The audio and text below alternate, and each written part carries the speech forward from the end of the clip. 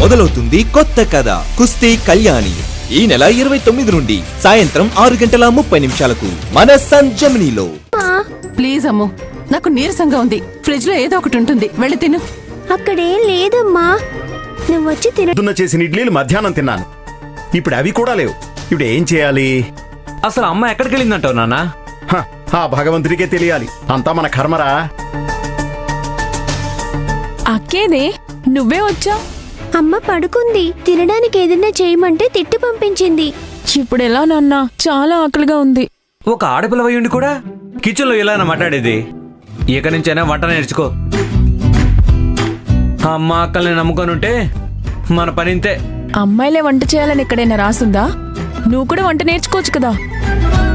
నాకు సలహాలు ఇవ్వడానికి మాత్రం రావద్దు. అమ్ము పాపా, ఇంతవరకు అమ్మమ్మ ఎక్కడికి వెళ్ళిందన్న విషయం అమ్మ నీకేమైనా చెప్పిందా? లేదు తాతయ్య. అలాగా, మరి మీ అమ్మమ్మ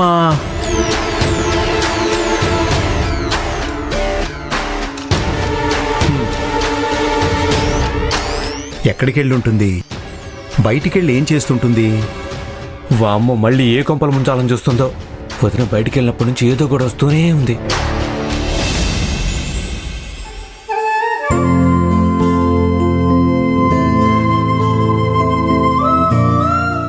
భోజనం రెడీ అయింది, తినండి. నువ్వు కూడా వచ్చేస్తే కలిసి తిను. నాకు కొంచెం పనుంది, మీరు భోంచేయండి, నేను తర్వాత తింటాను. పనులు ఎప్పుడు ఉండేవే గాని ముందు నువ్వురా,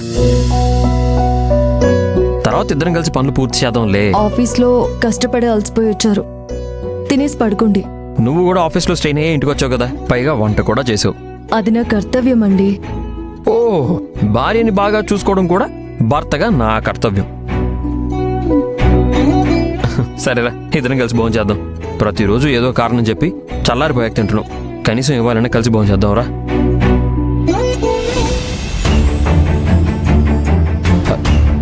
లక్ష్మి, ఏం ఆలోచిస్తున్నావు? ఏమండి, విశ్వనాథ్ సార్ వాళ్ళ ఇంట్లో మాలిని గారని ఒక కేర్ టేకర్ జాయిన్ అయ్యారని చెప్పాను, గుర్తుందా? అయితే ఏంటి ఇప్పుడు? మాలిని గారు ఒకరిని ప్రేమించి అతన్ని పెళ్లి చేసుకోవడానికి ఇంట్లో చెప్పకుండా బయటికి వెళ్ళిపోయారంట.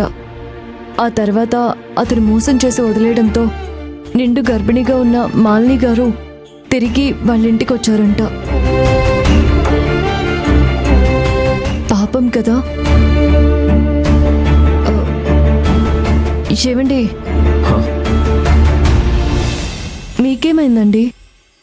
నువ్వు ఇలా చెప్తుంటే అక్క గుర్తొచ్చింది లక్ష్మి. ఇంచుమించు అక్కది కూడా ఇదే పరిస్థితి. అక్క మా ఇంటికి తిరిగి వచ్చిన తర్వాత ఎంత బాధను అనుభవించిందో నాకు తెలుసు. వదిన తన గతం మర్చిపోయేలా మీ ప్రయత్నం మీరు చేశారండి. మీరందరూ అండగా ఉండడం వల్లే వదిన అమ్ము సంతోషంగా ఉన్నారు. మీరింకా విషయం మర్చిపోండి.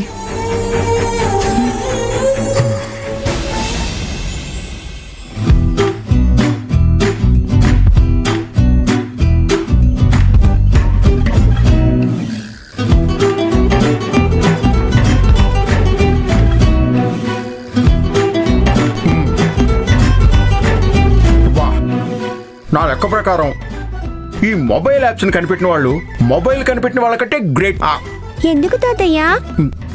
ఈ యాప్స్ లేకపోతే ఈ మొబైల్ ఎవరు యూజ్ చేసేవాళ్ళు ఉండరు కదమ్మా.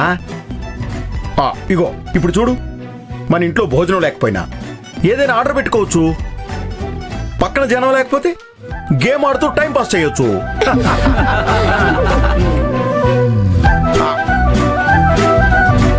అవునా, మేము కాలేజ్కి వెళ్ళాం, మీరు ఇంట్లోనే ఉన్నారు కదా.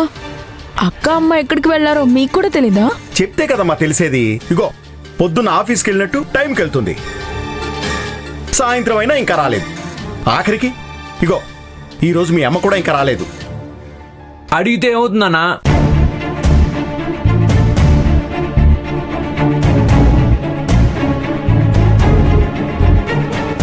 నీకు లైవ్లో చూపిస్తానుండు.